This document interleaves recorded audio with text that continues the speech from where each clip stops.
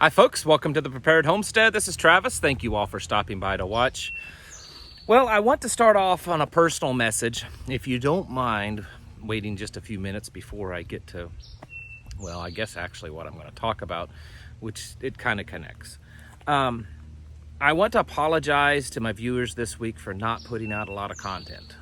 I understand that I've missed a couple of days and I've not been putting out the best stuff. And there's a reason behind that. We have gone through some really really tough times the last few weeks. A lot of things have been happening that's just kind of feeling like we're attacked in a lot of ways.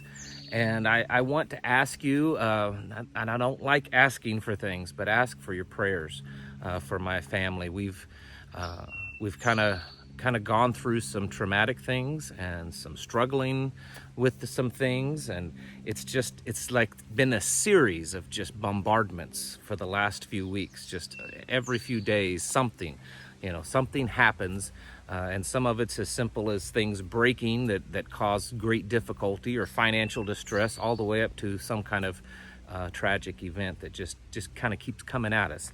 And so it makes it difficult sometimes to get my head in the right mindset to produce a video on here. So I ask for your prayers for myself and my family to get through this and to come out maybe hopefully prayerfully better on the other end, because it's just kind of a rough season for us here at the homestead right now. On the same note of that, I think that this is something that a lot of us, from time to time, we have to go through. We go through things that we struggle with, and whether it's a loss, like a loss of a life of a loved one, like I said, financial problems, or things breaking, or animals dying, or there's just all kinds of stuff, injuries and illnesses, and there's all kinds of things that can happen, and it sometimes makes it a struggle. And this is true with anyone, not just preppers and homesteaders, but I want to talk specifically about those of us that live this lifestyle. When these things happen, sometimes they seem a little bit more profound. We still have to get up, and we still have to feed the animals. We still have to do the chores and take care of things. There are constant things to repair and things to build and projects to work on. And so, we find ourselves sometimes in this state where we're so exhausted. We're exhausted physically, we're exhausted mentally, we're exhausted emotionally. And we get to this point sometimes that it's almost like, we're in this state of despair, that we, start thinking that, maybe this is just too hard of a lifestyle. And I'm sure our ancestors, when they, blazed trails west, and were really out on their own, that there were many days that they thought, man, we should have just stayed back east, because it's just too hard out here on the frontier by ourselves, and enduring all the hardships that we are. And I'm not necessarily comparing what we've gone through here on this homestead over the last few weeks to that, but I think in our own reality it does have some comparison. When we go through these troubled times and these struggles, we kind of often wonder why. Why are we doing this? We feel that we're led, and of course, as most of all of you know, that I believe in God and have a spiritual relationship with Him. And if that's not for you, then that's between you and whoever. But for us, it is important. And sometimes we question. We thought, hey, we thought we were led to this place and led to this lifestyle, and then it just seems like everything is going against us for a time. And I remember my grandfather, who was an old-fashioned country preacher, and when I say country preacher, I mean old-fashioned country preacher. The church he pastored in didn't even have running water, had outdoor bathrooms, and an old wood stove in the back of the church that kept us warm during the wintertime. It was very old-fashioned. But one of the things that he said quite often he said, in the Bible, and I haven't looked this up to verify what he says, but he said there's one thing that's repeated over and over and over again. A certain phrase in Scripture that's repeated over and over again, and sometimes in different ways, but it means the same. And that is, and it came to pass. And that's how life is. Things happen. Things happen that are great. Things happen that are mundane. Things happen that are exciting. And things happen that can be very hurtful or damaging or cause struggle in our lives. And for those of us that are very awake to what's going on in the world around us, sometimes it's even more impactful. We see this zombie-like blindness of people around us that's just buying into whatever they're spoon-fed by the corporate media or politicians or just the society around them. They buy into this stuff, and those of us, like you and myself, we stand back and we can't believe that a fellow American that has every opportunity that we do to learn and to realize what's going on have bought into this stuff. And it that alone kind of brings us down sometimes. And I think sometimes I've commented to my wife before about this. There's times that we're out maybe shopping or whatever, and I said, I feel like I'm just looking out at a sea of zombies. And it's sad because they do have every opportunity to wake up and realize what's going on around us. But again, that is, I believe, a very biblical. What is difficult, though, for us is trying to see the light at the end of the tunnel.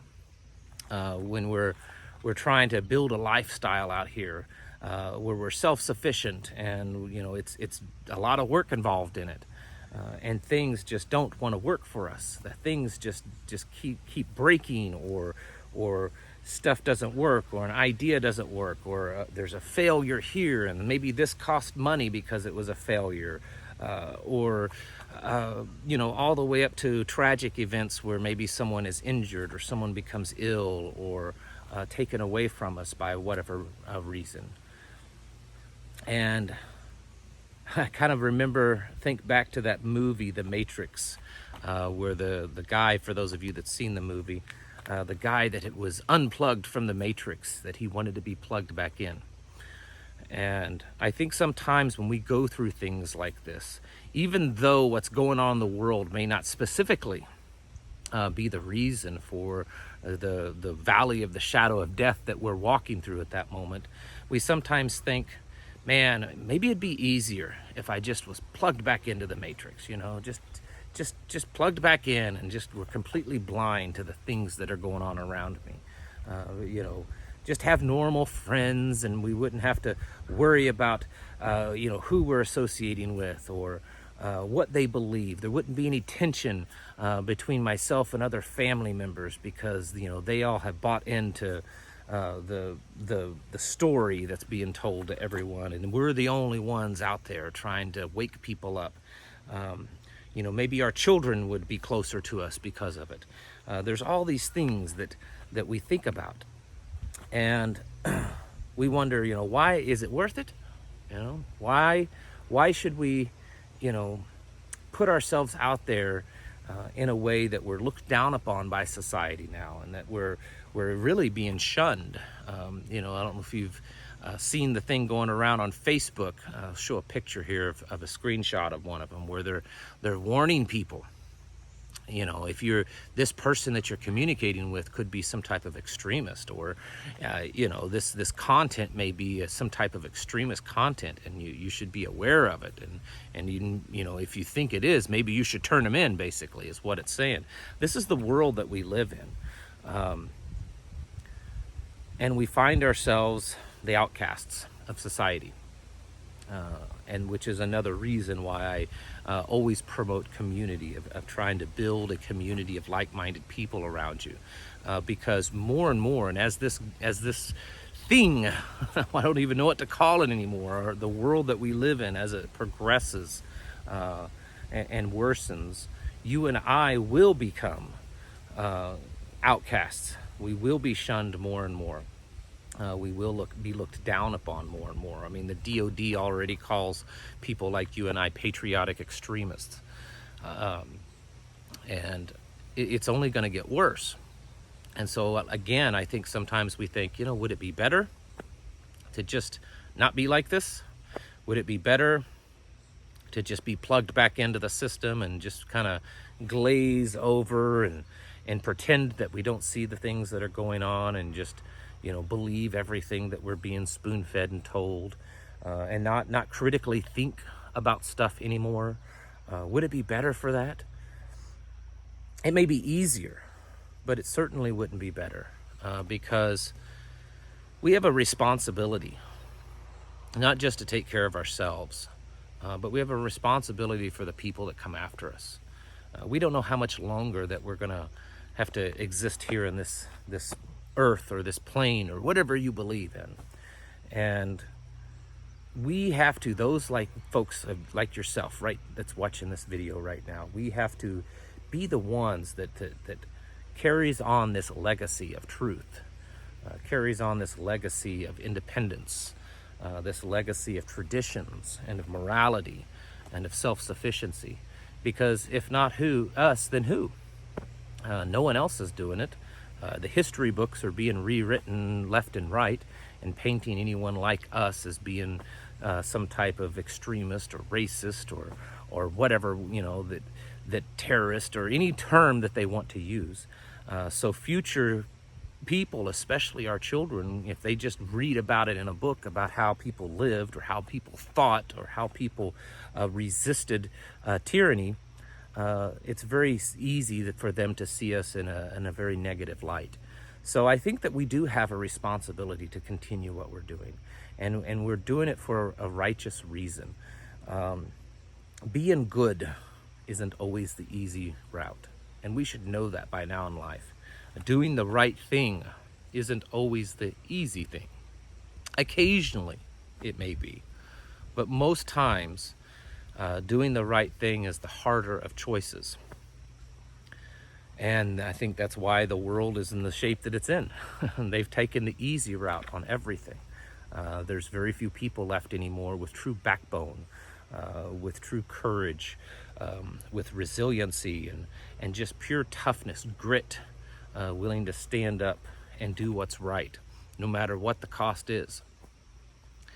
And so as you may find yourself going through difficulties in life, losses, tragic events, financial struggles, things that just aren't working for you on your farm. You're maybe sitting there thinking, I poured all this energy and all this money and time into my homestead, and man, my garden is just awful this year.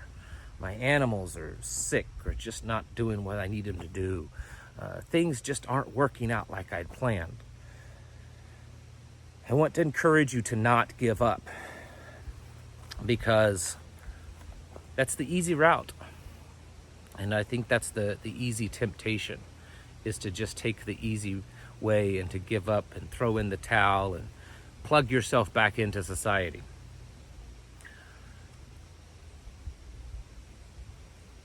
But standing up and pushing forward, while it may be the tough choice, and it may cause an increase in problems for a while, I believe on the end, once we come out on the end, usually we're in a better place. We learn from those experiences. We strengthen ourselves physically and mentally and spiritually because of what we've gone through. And I think the outcome is always better than if we had just thrown in the towel and called it quits. And I know from just people that I've heard and people that I've known personally, that there are times that people embrace this lifestyle of homesteading, embrace this lifestyle of self-sufficiency and trying to find some personal independence and be a more prepared person for what lies ahead. And they go through these troubled times, and so many times they give up. It's too tough for them. And we have to try our very best to stick through it. And sometimes we have to lean on each other, which is again where that community comes into play. We have to lean on each other, to help each other out, and not look at it so much that, you know, now they owe you or you owe them. That's just what friends do, and that's just what a community does. And it's may not be necessarily what modern people do so much anymore, but it is something that's been done for a very long time, and that is one of those aspects that we have lost and we should bring back, and that is just simply helping our neighbor out, doing unto others as we would have them do unto us. And if we're creating a community like that, I think you would already be starting on a good solid foundation of building a network of friends and relationships to help each other out and to become more prepared and more self-sufficient. I understand from experience the things that we're going through now and things that I've experienced in my past, that it's tough. You know, without going into detail, I went through something in my past once that I thought was going to forever change me. It was probably the most tragic and hurtful thing I've ever experienced. And I nearly gave up on everything. I nearly gave up on God and this lifestyle, and it was a struggle. And I'm not patting myself on the back or, you know, trying to shine some light on me that I made it through it, because it was not easy. But I know now that from pushing through that and sticking to my goals and sticking to my beliefs and not turning my back on the people that do love me, and not turning my back on the one that the main one that is in my corner, that I'm in a better place than I was then. And so for those of you that are out there and whatever you're going through, don't give up.